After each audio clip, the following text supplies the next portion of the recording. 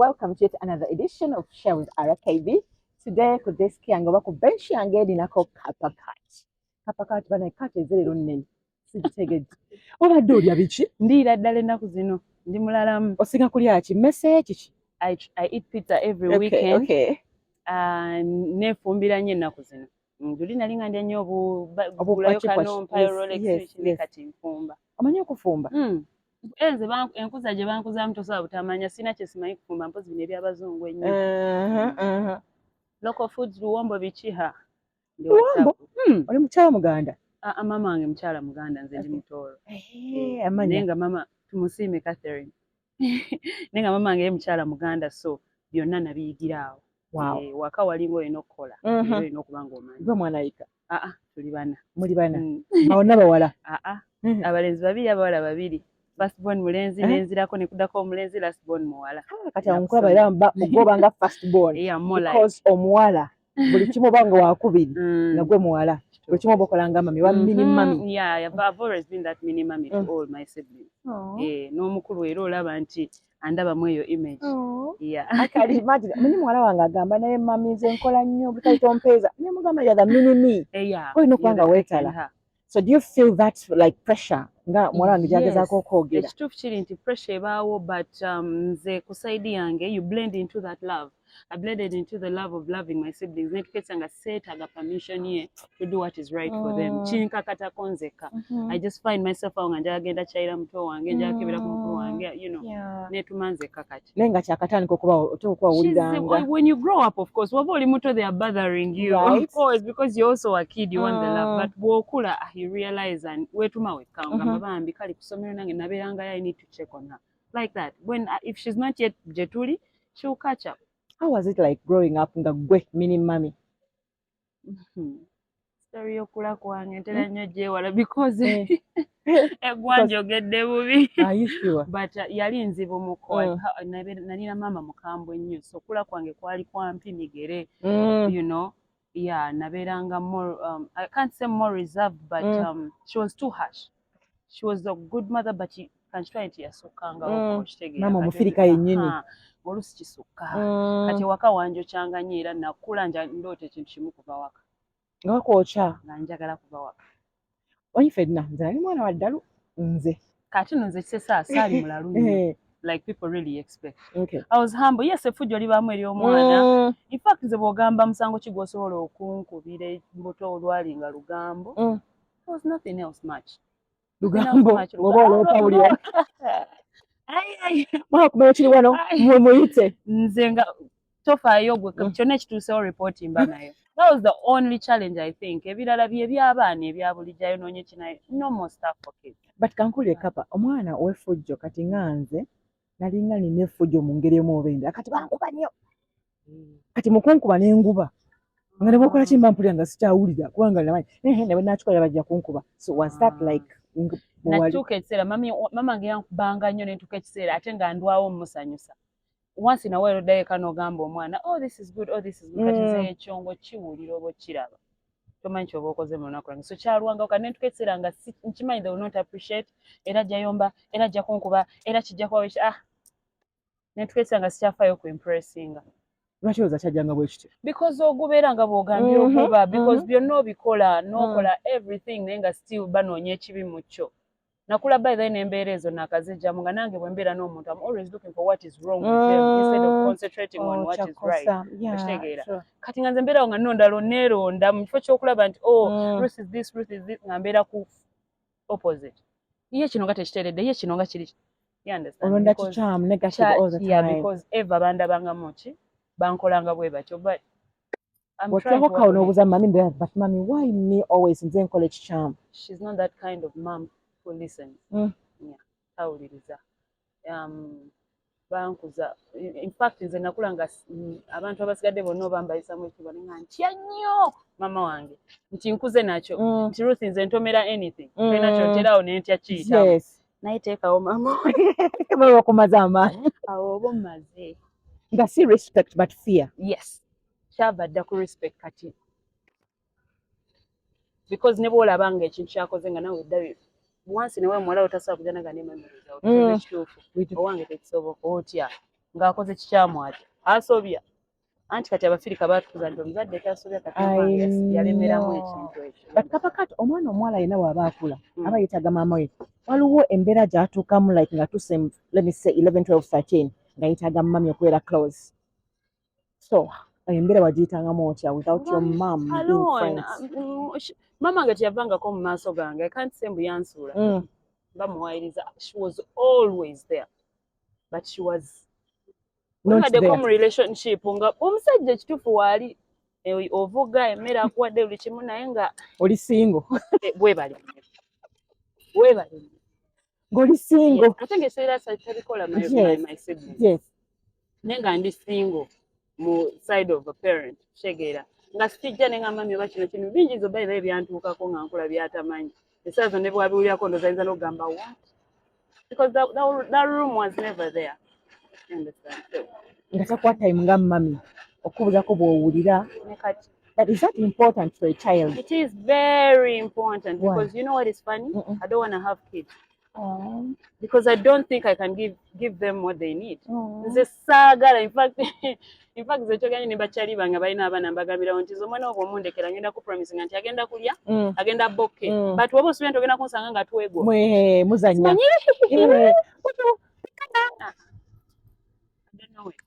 so I fear for my own because ndabira ddala nga nnyinza obba wakyo nnyini kye nafuna so mbagira babeerayo. Wabeerangawo otya mu buto bwo weekubagizanga? Mu buto obeera muto ebintu ebimu obeera tobyunderstanding so you just go through the days but when you start to pick up you want to find solutions and you're always trying to find the wrong solutions. I know. Because ewaka wokyeza nziruse ngenze wanaate gy'olaze kyokyo okusinga ate ewaka kati kanzireeko. I kept having that ate we natuuka mu senior 3 4 was too much kati nga gyakimu oba okusoma kukome ngende nkola ebyange but I always told myself go back home every time I left nga neebuusa nze kanene Mike Kevin muzeeyi takuvuddeemu muzeeyi wange omusajja ye kati ye yabeerangawo the only he never picked me up yes but he was always there mu cover you know and for him I would always just go back and be like Kevin bisome biggweyo mom they sweetheart naye mbisoma ne biggwayo tekyakuddamu ekyenganga nnyo ku ssomero concentration and stuff performance era performance yange ngero mine wona performing obulungi math mwenda physics mwenda chemistry mwenda sikati noyingire poliisi muganda naita 99 mbibuuza ngambe nakusomero sangala berayo wakati berayo I was obwongo tewali okay ate nga omuntu wonsikano so man this kid is bright but I know byalinga tebigatta abazadde abo tukiruzingira abazadde berabira by the way kino kiisa eri buli muzadde without disrespecting my own I love my family so much I love my mother I love my dad but tuwe ku baana obudde byonna babituwa naye it's very important to teach us love because teri atusomesa hate is natural with us so it's very important to implicate love. Nze waliwo we nabeerera a menace because of how I was brought up. I had to take 2 years to train to be a new person.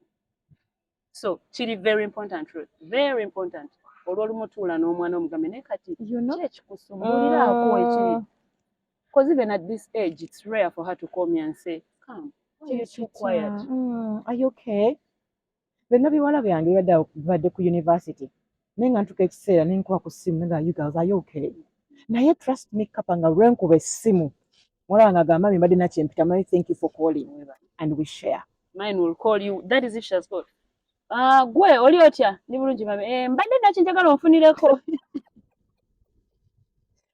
ekintu kyakubidde nga tekimuyamba nga ye takuba sifunangako simu ye nga simuwayiriza akimanyi sifunangako simu ye ng'embuuza what are you going through are you okay kiki nyambeko wa because n'okuyambako era I know but she's not that kind. So, do you think omwana ono alina emyaka gy'atandika okubeera ng'ali challenged nga yeetagamu mami okuyingiramu yes myaka ng'emeka olowooza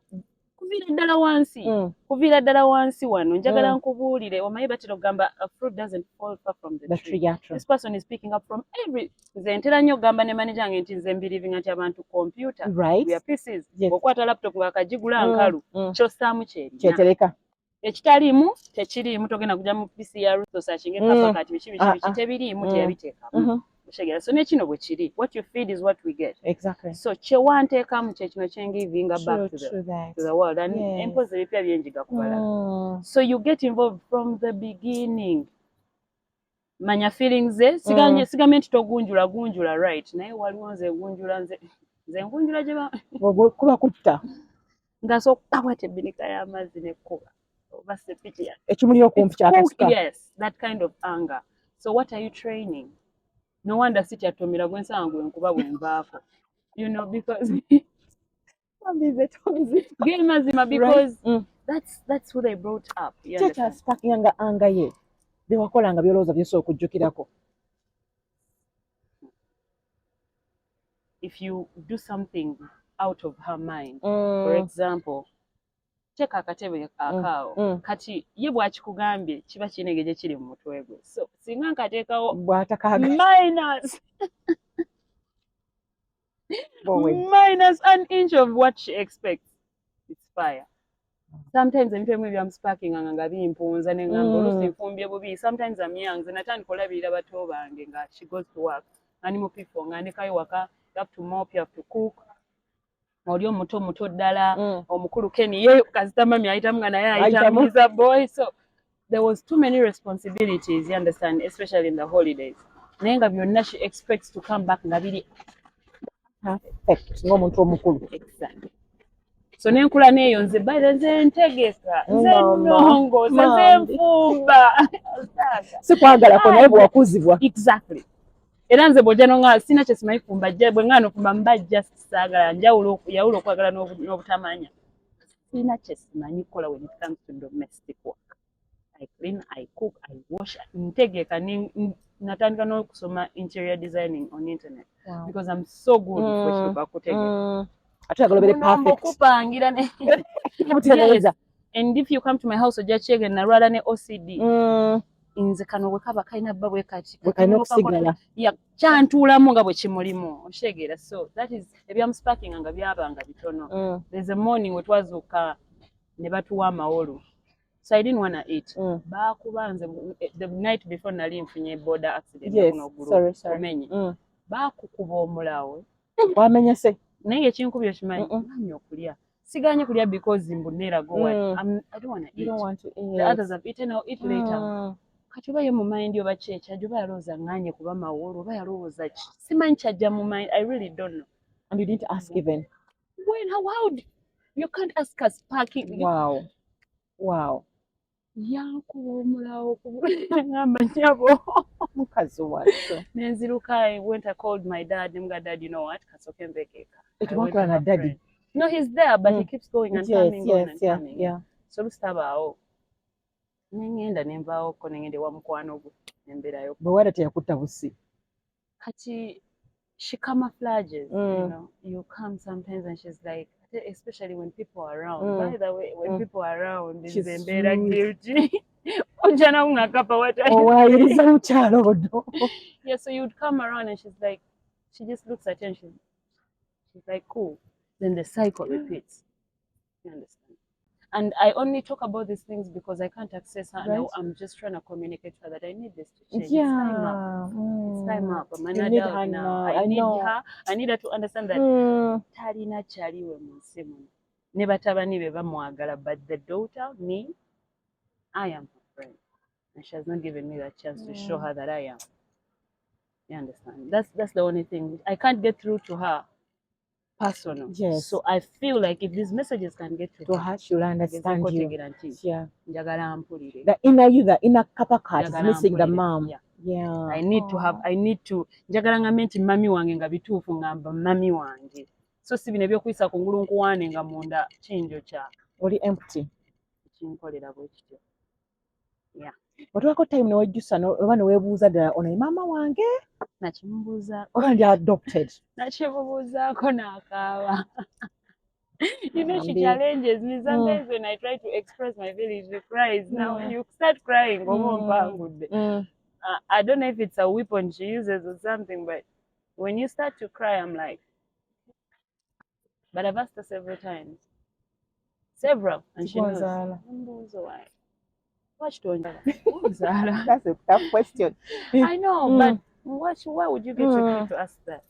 How many kids do ask that? Wow.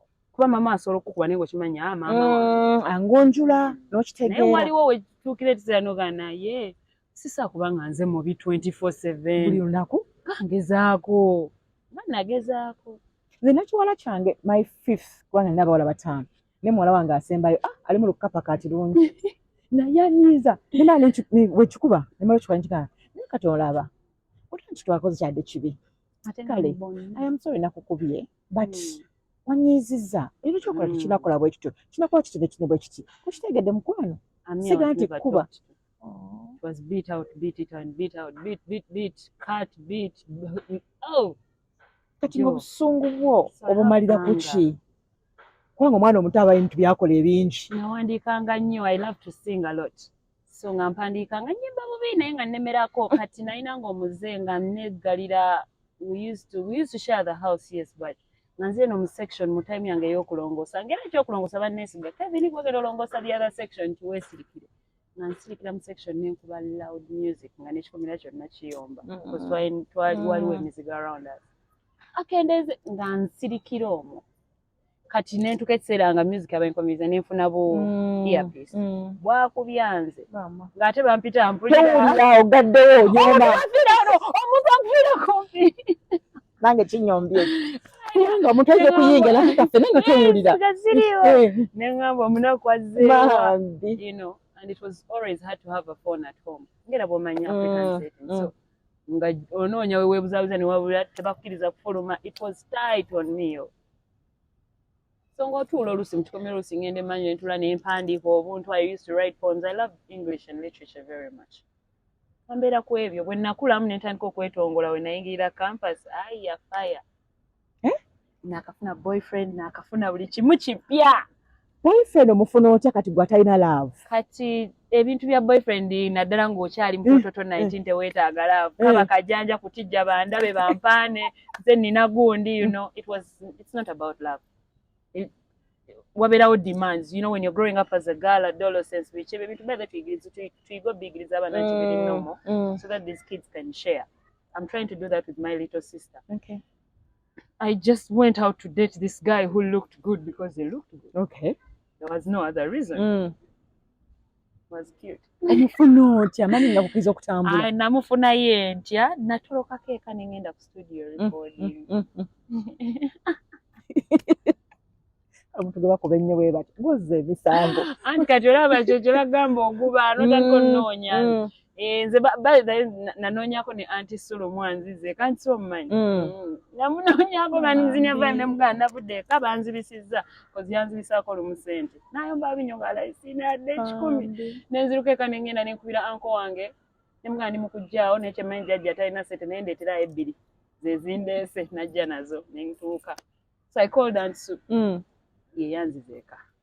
Aunty Sue yali mukwano gwa mami waaki gwalowoozaako? No, yajja ku ssomero what school. So she came to school, she did baziyita batya bino ebyo ebintu bye bajja ne bakola ku ssomero ne batubuulirira. She left us a number. She said, any kid you're in trouble, you need help. Bazadde mbamanyi oluusi basukka obukambwe biki. So I wrote the number, I kept it because I had the problem. Era we byayonooneka n'enkuba. And banne omukazi najja n'ambeererawo ku 0 shilling. Yes. Nengezezaako omunoonyoloza mufune enamba ze bampa zonna nfu. I try to look for her. Ali Canada. But I think ajja kudda yagenda kusoma. Yes. So she took me back home. If she really remembers, I don't even know if she remembers. Simanyi oba Ojjagiraba. Naye Aunty yanzize eka. Ne mukubira nako olunaku olulala I was cutting myself. Ne mukubira n'angamba, can you come and live with me? Naye ng'ekituufu kyagala wenjagala beera nga nkooye. Kwesala lwaki nga walowooza kwesala? Olunaku lwamami yantabukira nnyo ne nnyiiga ne ngenda emanyi ne neesala. Kazini wange najja ne ikayana nange ne muto wange ne baŋŋamba get serious. Oli muto, you don't even know what you're doing. And I'm like, check, mami just ayagala kundabako, you know. And she called. She's like, jangu obeere nange ne ŋŋaana ne ntyata ate oba lwaki nnate. I don't even remember why. Naye watuukira okwesala tewalowooza kwetta. Not era weweesalira oyagala kufuba bikooye. There's a time I just wanted to feel a better pain than what I feel inside. So I just started cutting. Era nkovu nzina ngansala. Ate nga nentandika okufula omuzenga buli wenyiga nkwata giyita nenkola. Nembeera awo nentunula. naye nga no bato bo tofayo hurtinga azin. I never hurt any of them. I love them so much. I think that's my biggest weakness. My siblings, bannafuya. Kuva buto mbalabanga benzadde nezaalira kati ate wali asembayo ye ntabeera nakumpi na nnyina. Holiday, wow. Kevin. Kevin. You wanna go out, Kevin? Antwale. You wanna go to school, Kevin? Taze. Vidi, Taze tagenda kuja. Yamanyize. Kati about your boyfriend. Kamunyumiza mbeere eno gy'oli muli ku campus. They don't care. At that moment, boyfriend gwoba ofunye intentions ze zibeera one sex, two kumalira ku budde. Bw'aba asazeewo n'astayinga kumalira ku budde. So it was more like just that kind of setting. It was new, it was all new, everything was new, first time, first everything. So we started hanging out with him. Era naye tetwalwa nnyo batwamala myaka ebiri oba esatu. And it ended. Why? Because it was never going anywhere. Omuntu agambeko I love you tokiwulirangako mu matuugo. Anti kati olaba when we understand love, otegeera nti luli wali ozannya. I understand love right now. I know what somebody is supposed to do for me when they love me, what I'm supposed to do. Biri bye twakolanga. Bwenzi ne mbitunuulira mmanya twali tuzannya, which is okay. I went through that. Thank you. That's the past. Bye. Thank you. Knowledge, experience nkiyizeemu. Next. Kati bw'obeera ku campus wali obeera oba wakomitinganga? Muzeeyi yampangisiza hostel ku JB Wandegea. Nentandika obeera awo. Awo nali ntandisa whole new life. I can't tell you. Mama. First night saasulamu era by the muzeeyi nsonyiwa ne mami naye. Ekyo mami yankubira n'okunkubira. Essimu ya mama wange yali engugumula. Nze ng'okumisingako lya mami boda enkuba. Nga sikulimbye ng'okumisingako lye akiri boda enkasuka. So yankubira amazimu. Nga nayiseemu dda. Nali simanyi kiba nti when you get to campus, you're free. So I asked a girl. So ngenda nakomawo saa ngamba z'oyagala gundi you're free. Mama. Saategekasa. N'abayambala. Mami yakuba esimu atigattawo otya? Nanti kati we natuuka eri ne mudya mami anti tusoze kusomero nga kakati nina okola kino kati ndi mu hostel. Oli mu hostel omuntu ogaddewo ye. Mmanyi ky'oyagala onkumanyi. Najjako konzo wayi webaka. Naye wali okuze. I was 19. Yes. 20. Yes. Oba okuze. Naye nga gwe kiki ekeri ekyagiwulira. Sinnakula. Paka ne kati ku mami sinnakula. Wow. Mami anteekawo n'anvumavuma nga vuma 12 ya 2, 5, 6. Mu bantu kasita zivaako. Wow. Akuvuma. Nakuva bigambo binuma ebimenya. Kuba waliwo nnomo kati zawali ebintu by'oŋŋamba ng'oli mamange nga easy. It's mom, they know moms can be like this. Waliwo ekisima ekidegradinga. N'olya ng'oli degraded. N'olya ng'oli embarrassed. Kati ate ndiko I know. Yes. Kubanga abasigadde bonna abafaani ababa spectating, so it's not right. Olina ekyojjukira ekigambo kyonna kye yakosezako kyowulira nga kyakusima nnyo? Ekimu ekyo kyoga ate kino kyo kyali kinene. Kama tusase ffe ng'abazadde. Nja kimugamba, seetaaga kimugamba. Nja kimuyakirira bw'anaabakkiriza. Saagala kyegambira ani tuutaddamu. Ng'abazadde kati I have 7. Naye oluusi ogenda ogamba oba nwana nnyo obutalaga.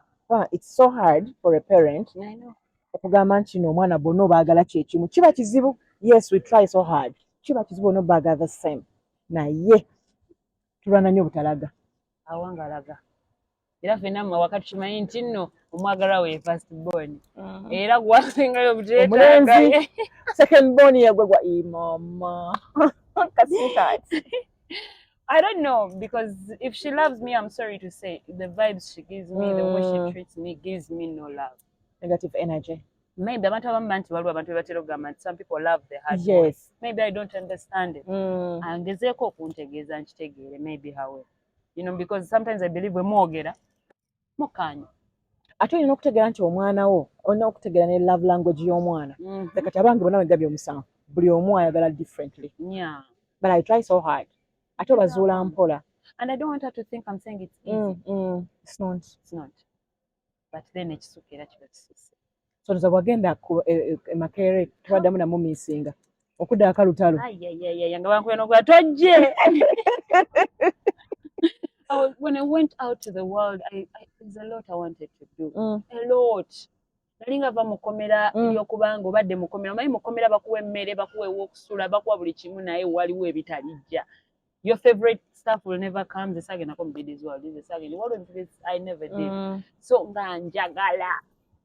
Wowe Sarah ga Kevin. Nzuyo kwa Deuces, nzuyo ku Deja Vu, nzuyo Mabarabu. Jesus. Nasoka nenzunga for like 2 months straight. Naye ng'onywa. Nga ntandise kati okunywa kuno si nnyo but nzijirira naye nga binege binkola nga sibitegeera so nga nywako katono. But I've always had a vibe. I've always been that vibe that doesn't need alcohol first or anything first. So I would go and just vibe up. How did you change from this silent girl okubanga olina vibe eyo? I've not been a silent girl. I was always a vibe. Oh. Fuva buto have been that kid go gamba this is a vibrant kid. I was always just shut down by I don't want to call it torture because mbamuyisiza bubi but the whatever it is that treatment. Yes, that treatment. Ngen shutting down naye ngera tenzikiza temazaayo ngera when I get my space and my time which was rare to get. Nga nkola ebyange nga mbeera vibrant nga kusomero mbeera vibrant era nga mbeera nnyo mu entertainment music kumaiminga nga mbyagala nnyo era when I got the chance bye nasooka okunoonya was which producer can do this, which videographer can do this, you're shooting the video, call us mine where to go to do what. When was that? 20, because I left Senior 6 in 2014. 2015 or 2016 vacation twingi the campus kata 2017 2018. Wetwala. The busy mpate ndongo bwensoma 2018 I graduate. And by the time I graduated, nali already a manager. Mweno process yozunga ngezaako. Tutandika. By 2019, natandika 2018 November. By 2019 nali nina hit. Wow. And siddanga mabega okuva sabula busabu. Kati style yo ogifuna otya eyakapakati. So nali kati wena senkania manager wange nangamba kati mu Uganda oswadde pozi tulize mu Luganda kapa but mu Uganda kati obo bamenya. I agreed, it sounded nice and catchy, abandi speak is quick kati style I don't even know, we just started writing stuff nawandikanga nga manager correcting nempandikanga correcting eyo line tosajimbira abantu ekyo kiwemula nnyo ekyo ate kiri too much ekyo ate kati kibise bulungi so nga nyambo tegeka. So my talent has been always writing, and he has always helped me arrange what I've written. Because sometimes I write too much. Ekigambo kiri maybe under or above. Nanga kachino chijeo kati so kunjiza ekigambo ekikala bwe kitiko so yimba bwoto so kipanga bwoti. Yeah. And we started doing this style, coming up with this style, rewriting the same style, and boom, we have a style that the tukola nobody else is doing. Right? Yeah. How did you meet up? Namusinkana through Biaxi. When nazungira eyo nsanga chali wamwita Fiona andikinga to Biaxi is his artist. He's my current manager's artist. Because Biaxi nga biganya ate nga manager andaba because when I come to the place it was always a vibe, everything. Right. No demo asobola oyimba. So natukia na ngamba nonyako. Nina boyfriend. Enziruka. Nanziramu ogwokubiri nonyako nansangera ogwokubiri kukaza ndi eyo nzonga tu. Oba tuzunganga kino just kuyitamu kulambula bazze. Naddamu nansanga nangamba nonyako. Kati yakinziramu ogwokusatu nga tuli ku Las Vegas awo ebbonga. Nenzia nentula ne mugamba let's talk because I wanted to do this. It spoke to me, it was fruitful. Let's start. Ne tutandika jokingly. Munnange tekyantwalira na mwaka because namusinkana I think March 2018 netukola by November. By 2019 I had a hit, meaning it took me just months. And that's how good he was. Ezasooka zaali nyingi naye olwakuba lwali sikyo. Nasooka I made a hit after 3 songs. I did kuba pate come over couple jimanyi then sikyo. Then okuva olwo todanga mabega. Bwe busungu boolaba obwo. Mpulira abampalana. Kati mami ategera ddi nti egwe kapakati. Soon, right after. Yategeera ng'olimba lwakakuba n'enzirayo kuteeka nga vibes zikyusemu kaawo half respect tekerabu nabikyuseemukko naye ng'era tebiggweddeeyo yeah, and it looked like it was a good thing but then people pick They keep picking a problem Mm. somewhere or anywhere, you know. Sibiwa budde. She wasn't against the name Kapakat. Even if she was, Mm. this is mine. Mm. Because nali ntuuse ku level where I have to feed myself, I have Mm. to take care of myself. So ogenda wakanya ng'ogenda yamba. Right? Oba togenda yambako. Industry yakulisiping etya? Bulungi munnange zingo Because we are different. There were few people that gave me her time. Bwe mbala 10 balinga basatu. The rest were beautiful people. The rest were beautiful people. Nti nabo abampisa obi era badda. Ne mbagamba weerabidde kuba nzijukira so clearly. You know, but people received me so well. Sagala kulimba Rose. Buli gwe nasinkananga, they are happy, they are smiling, you know, they are positive. It was beautiful. Did you believe them? Because jukira gy'ovudde eri baddeyo fake love. Tekyetaaga kubirievinga kasita tugenda maaso, because if I come you laugh, I laugh, we good. Nze bwentyo because togenda kutochinga buli muntu. And you don't never believe anybody but yourself. Kuba nze ne best friend wange mulimba. Right. Kitegedde. Nga nina okwetaasa. Kakati. I mean, there's nobody to believe. But if there's work that is needed to be done, you do it. Okay. So when nzija nompasima nenkuwasima ng'oli DJ njagala ozannya endongo, tweyongereyo tukole. Oba it's fake way. Yes. I really don't care. That's me. So first, the hit you wafunamu, did you make some money? How was it for No. you? You did not. I did, but it was not the money I had to make. That first hit song is more like kukasuka to the people to get more friendly with them. So most shows you're doing for your friends, olinga asasulira abakubeereddewo because eno ng'otandika tewali sente, tewali beginning. So when you make the hit song, in most cases you're trying to pay back. Ngera sagala balimba batera obuuza lwaki abana ne bamala okuva kulimba olumu avamu nga talina kyakoze. Abamu pay back. Nsasula feva yoli, nsasula feva yono, nsasula feva yono, batona abajja ne sente. So olina olwana ennyo kola number 2 and on notandika okujja. Which is not easy. It's very hard. Gwe weewandiikira. Ne manager nga bw'atereeza. Yeah, atereeza. Ogwe gwakuseetinga nti ekyo kijeewo. Okay. Ekyo kigambo kinene. Oyo gw'oyimbyeko ajja tunyigira, ajja tutta. Oyo talina mbwa tumusabule. Kyona baba bakuba bakwe manager. Yawaayo abantu. Sabula tugende. Kyegedde. Nemugamba, ekyogamba olajjako oyo tumusobola munene. Lusozi luno. Bajja tukuba. Oyo tumusobola. Oyo tumulye. The promoters n'abantu abalala bonna gwe bakuyisiza batya? Still batukira direct. Most of the people I talk to them on a personal level. Like Oli said, Oli Kiria, every single manager I'm handling a business wise. My job is to check on them. Now, if I left you with your number, I'd never call you for business. Oli fine, baby very fine. Oli bulungi lero ng'onyumye, that's me. Toli mpulira nti kati mbadde njagala favor we timbadde njagala. If it is work, it's work. Mando ajja kubira. Era mbagamba nnyo nti badde mu work, mando. Nze ndikyali wammwe. Lwaki okikola bw'otyo? Lwaki oba babuuzabuuzaako? Because nja kuvaako. Mujja kunzijjako because one, nyiga mangu, nwana mangu. So I'll lose my friends. Olwana ebiri physical. Mbuuza kuseka. Abasajja obayingira. Kasita zivaako neerabira kyendi, neerabira wendi, neerabira kye nina protectinga. So when I avoid, I'm safer. Mwana nisazo ina nibbuga. Kati bwerijja okola ng'ofunya. And I know how to control myself. I've grown into controlling myself. I used to be that rowdy girl, kola kyensanze, but now I know how to control myself. Sobola ogamba nti awo kampitewo unless nga tutuuse ku black switch. Naye for now I can handle it. Sobola otambula. Nayiga n'otambula ebbaze nayiga n'obutaddamu. Nkuze. Nensirika nentunuulira omuyaaye naye. I've grown. Naye kapa ki ekiba kigenda okukuggyako byonna mama yabikuvumadde eri yonna. Kati waliwo ekipya read ekisobola okukuggyako. Kati nze kizibuuza okunvuma n'enziggyako. My people, my family, people I care about. Bebakuggyako. Banziggyako because kireka natukesera nze nenva mu kwefaako because natukesera ne believing that maybe I am that ugly like mom says, I am that this like mom says. So ekyo nenkimira so tusava eno ngamba oli mubi simawulire. Tosobola kuva eno ngamba wakula bubi. Simawulire. Omukyalo oli akiyimbadde. So the other people around me, it hurts me when you hurt my little sister's feelings. Banenge kinyuma. If you hurt my dad's banenze dadi wange waba akoze ensobi n'omucorrecting ampulira ajja kutuka because I He's believe an angel.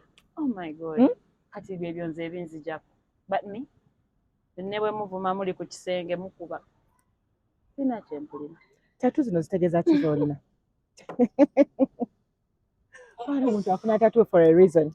in the beginning I was getting them randomly because I was young, I was seeing it on people, celebrities benegomba ngamba olaba munkube yoko but then nekituuka ekya nentandika okuba for a reason so I have a lot of them naye eno nagikuba cover it's just a cut that is easy to explain I love flowers so nina a lot of flowers all over my body For real? yeah Okay. kano bakayita treble club ka simukimanyi kyakyosobola kabanyonyolako but it's a sign of music Yeah, no, music. Yeah. Do re mi fa yeah that kind of thing Solfege.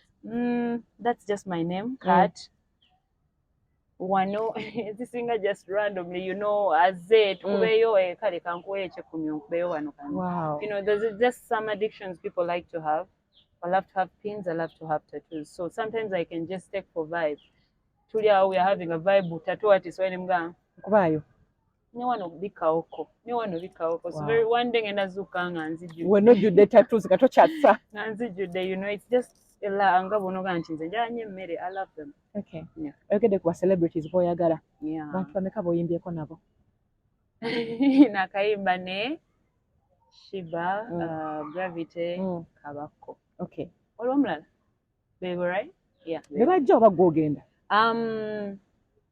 Kabako yayogera nange tukole ne mugamba ogenda kunswamamu when I was ready ne mukubira Gravity the same yankubira ne musaba emyezi 3 kwejja gwako ne mukubira nga ndi ready najja ne tukola Shiba I went to her yeah I went to her and asked her to work with her she was positive and then we worked. Why Shiba? I love Shiba. I've always loved Shiba. She has always done things that look quite like things I do. So it attracts me to her. So I've always wanted to work with her. I just wanted the right time where it is worth it. So and I felt like this was the right time, you know, but then mumwaka mupya ngambamu a lot of drama, so I needed something omuntu alina amaanyi asobola okuneetika, you know, and she has the power to hold me up. And definitely she was the candidate. So I went to her and unfortunately she was so sweet and made it so easy for me konze mbase Uganda. Aliacha, how is it like working with her? I went with big expectations and she just surprised me. I thought it was going to be so hard. I thought ngenda UNCMB even akona ebintu mbitunde mu nju. Ewaganye nga kwatiramu. Alemereddwa nga mukwatiramu. She came on time. She stayed up to the end. She advised. Nti ne bwe nayakanga nga nzikakanya kuba director yatusombowa. Director yandabisa. Director wa video waaki? Wa video? Yes. Natusuubiza setups ze tutaasa. Director yandabisa kyenva saamusa ku video. Era ne musuubiza sijja mwogerako kamuleka agira akola esente zisigaddeyo naye nga teyeetaaga kusembererwa muntu mulala yenna. Kikyasinga okulabisa. All the setups were not on set. Natuka ku set nga ali fully paid and we spent more money. Naye nga ku set twatuka ku set nga kamera tennatuuka amatala teganatuuka abayimbi tutuuse tumaze okwambala bukimu kiweddeyo ebibye tebinnabeera ready. What? Setup siziraba. Wabula bwe baŋŋamba weeziri just tuzigase like tetusobola kubeera nga zaba tuzitimbayo omulundi gumu. Nagenda omanya movie eri ku set. So I started feeling embarrassed in front of she because I promised. She was like, it is okay. And I'm like, yo. And I always say I love her. Simanyi nnyo kwogera bintu bingi. She said, I just tell her I love her. And I appreciate that part. Tegenda kumva wano. Mubwongo obwo. So abantu bayogerako balina picture gye batuwa. Now we know picture ye endala about her. How I can describe her? I've not been with her so much moment to study the other parts, but she gives me sweetness, she gives me loyalty, she gives me truthfulness, if that's a word. She gives me power, you know, she gives me independence. When mutunulia ndaba independence, power, confidence. She's kind, very kind. bye nalaba ebibi nalaba kiri Wakandabe yakula bulungi nnyo mweru Ansimba bana ekyana kyakula bulungi kirimba nakyo bana natuuka ne nga nedda nenkyuka wendi nakyanga it's fine let me sit let me sit ekyana kyawula kirina kikunembi kirimba era nze natuulira boy child ku set ne ngamba poor boy child kale no muwala wange oyo first born wange Anshiba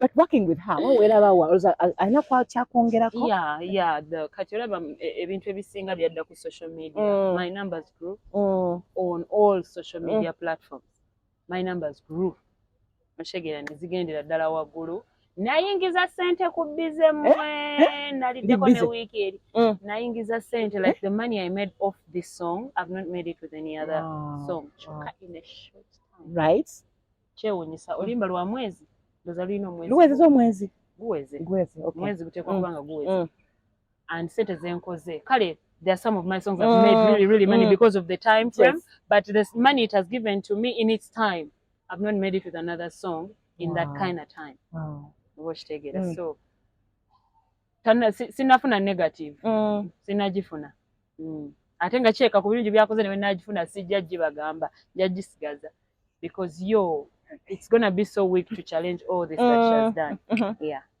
Let's talk about your car. My car. When did you buy a car? And how much was it? So I bought a car right after releasing Sicho. Bwe nakola kapo jimanyi nagenda nga mu bubala butono nga nzijayo atano nkaaga you know. So when the Sicho came, it also came with some money. It was not too much money. So motoka nagenda nga njisasulako. Njisasulako. Bwatuuka some amount nenjijayo nesigala nga nteeka so I bought a Harrier. Lexus. It's a Lexus? Yeah. Yakona da? As in? Yakona, I got an accident. Nafuna accident, emotoka nekoona negwawo mu maaso yo. Gwali ozza ovuga? Manager yali avuga. So ne getting affected out. So for now, sina that permanent casualty yange. But ntambula. So alemwa pangisa motoka ya wiki, salemwa pangisa motoka ya. Of course, sir. Yeah. But waliwo gye ndi mu kujjayo saawa yonna. Experience yokuba nga olina emmotoka. Ayakulabisa. Kyali kitya? Ani gwe saakyali? Mpulira. Maama. Ofunye amagulu. Nakyala ku masomero g'abato bange, nakyala buli weekend nenvuga buli omu mukyala. It was exciting. Kati ate we nayiga ovuga nayigira nno muyo yennyini. Muyo. Twagikola obulaadi. Tomeza. Munnange kisesa oba nkwata mangu oba ndiki. Nayigira muyo. Ate n'obwongo buno nabwo busiru n'enjigo okubanga mmanyi ovuga that type of cars more than any other time. You understand? Kubanga kati bwompa kawondo yo ogitegeera nesigadde mubeerawo mpolampola ensumbuwamu but kawundo kuba mwe nayigira. So yeah, it was exciting to have a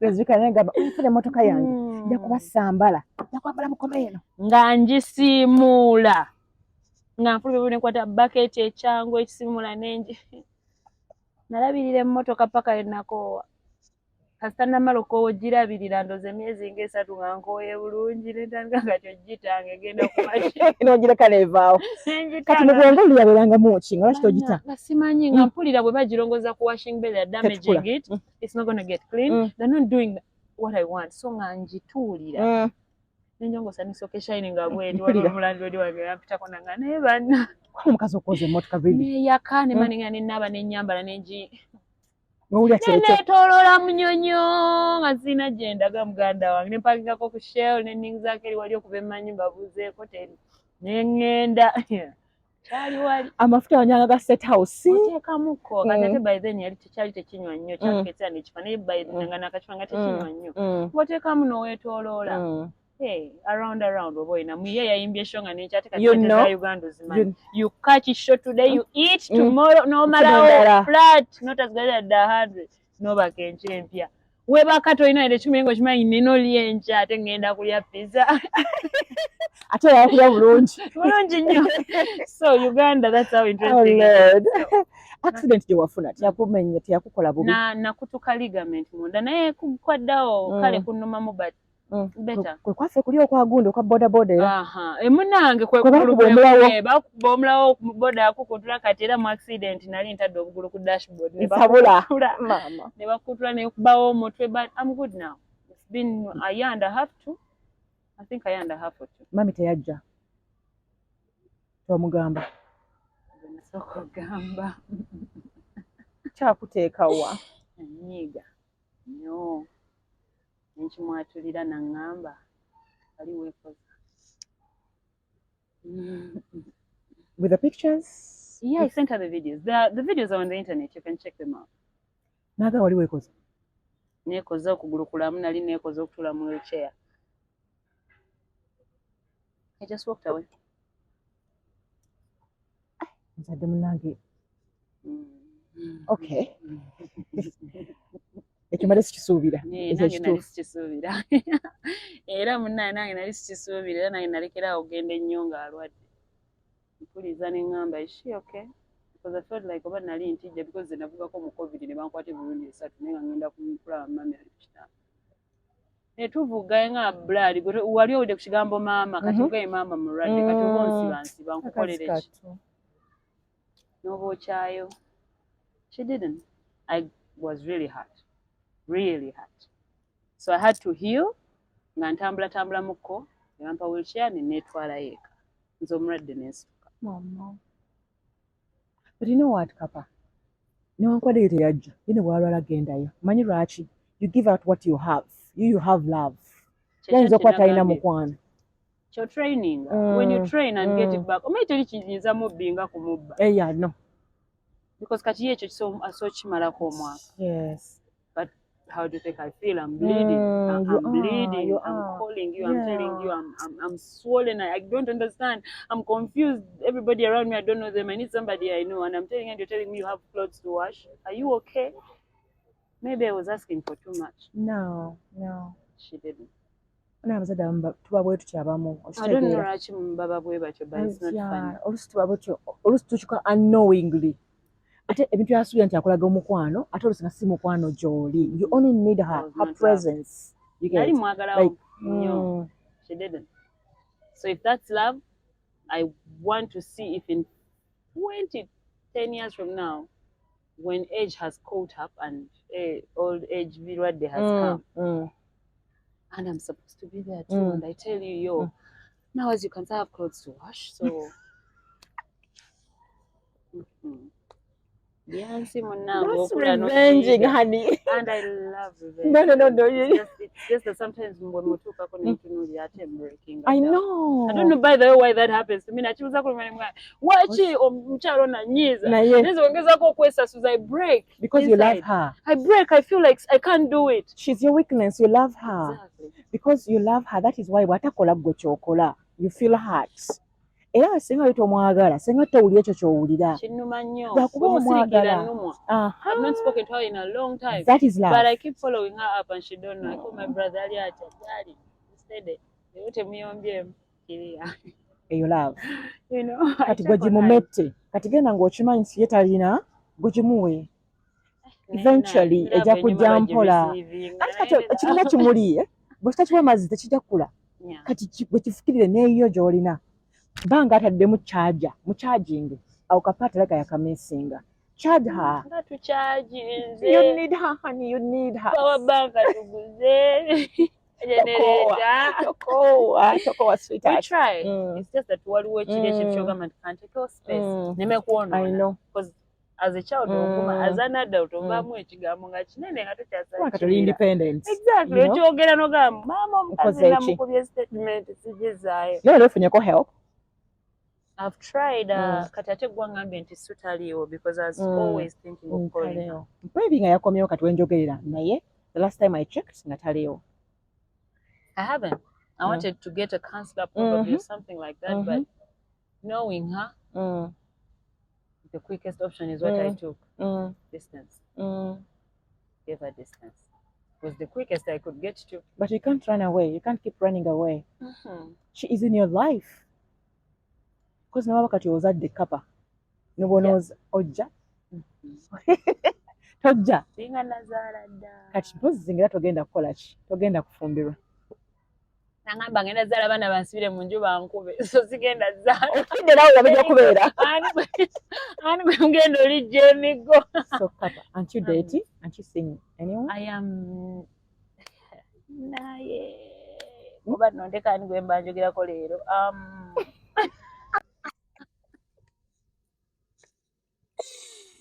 buli interview nebbewaayo. No, for now I'm trying to see somebody but it's not yet serious. Kata laki kigenda okuva mu ekyo? Simanyi njagala nange ndabe becoming kiraga. serious. Akuba vivi. Ebintu tubirye ffe bamaama bo. Muleetera Tusambe down. Omukola ki? I don't see that. Omuleetera amazaalira. Surrogate. I'm not saying that. I want to date. I want to have a man that loves me and I love them and we're playing and all that. Manyi ebyebisi manyi gawuni asooka ndekemu zibiina na mu mind right now. I just need a partner. Okay. Somebody to live with right now, have fun with, you know. Marriage gawuni abalindeko. Newe babireka actually. There's some girls that don't just have those dreams and it's not a crime. I know. Ofuma si bwa buli omu. Sibiraba munze. Sichenja. So abamu balabanga achievement. No, it's not. It is buli omu alina olugendo lwe, you know. Oluusi okubanga lwe lugendo lwe nga achievement yo nga gwe wali otabakuwase oli ebyabanno.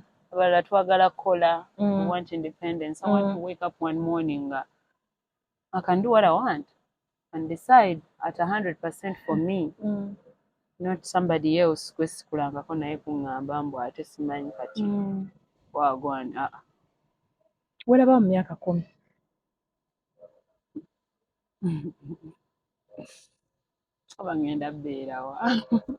You know, I wake up every day and do what I'm supposed to do. So I plan ebiika nebiyiika ebikola nebikola. So most times I try to plan for literally the next year. Nenteekawo kati emyaka egyo emingi ntera ogirekera Mukama bw'aba gyali oba bonna abatukuuma whichever is above us. Yeah, I leave it to them. I just do what I have to do because myaka 10 njagala kubeera stabilized, settled. Babukimu nga mpisaako buyisa sikyateekamu nnyo sikyakola nnyo kyenjagala. So I don't know what is gonna come. I really don't know. But that's what I want. Do you believe in God? I believe there is. Sometimes I do, sometimes I'm confused. Oh dear, I know. I don't know. Sometimes I believe, sometimes I'm confused. I have too many questions and they don't have the right answers. So I